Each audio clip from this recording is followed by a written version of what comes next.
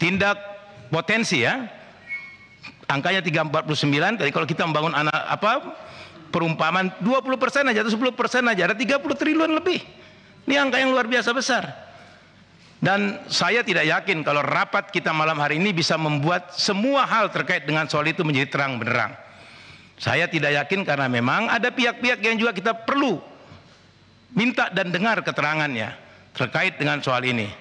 Jadi mungkin ini baru rapat awal saja dari sebuah proses penyelesaian akhir dari kasus ini. Ini rapat awal saja. Sekali lagi saya yakin ini tidak bisa kita selesaikan malam ini. Saya mendorong agar ini selesaikan lewat pansus atau angket atau apapun lah namanya yang bisa memberikan DPR untuk melihat lebih dalam persoalan ini. Jadi ini Pak pimpinan tolong nanti dimasukkan ke dalam kesimpulan kalau bisa ya, bahwa ini harus kita buat terang benderang. Hari ini kita bicara tentang potensi tindak pidana pencucian uang yang terjadi di Kementerian Keuangan.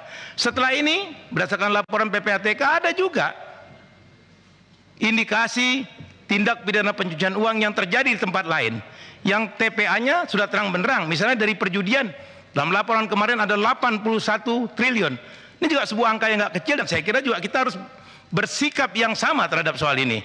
Jangan kita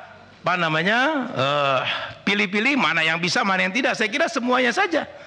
Saya yakin, saya tidak pernah ragu dengan niat Pak Mahfud untuk membuat negeri ini paling tidak keluar dari situasi seperti sekarang ini. Saya mencermati pernyataan Pak Mahfud yang mengatakan bahwa menoleh di kemana saja kita melihat korupsi, dan itu yang benar. Itu memang benar. Kita seolah-olah tidak berdaya terhadap kejahatan itu. Saya kalau tadi teman-teman mempersoalkan kewenangan Pak Mahfud dalam kasus sebagai ketua komite untuk mengumumkan kepada publik, sekalipun Pak Mahfud tadi berargumentasi bahwa itu agregat yang disampaikan, itu masih debatable, tapi saya melihat sesuatu yang lain dari itu.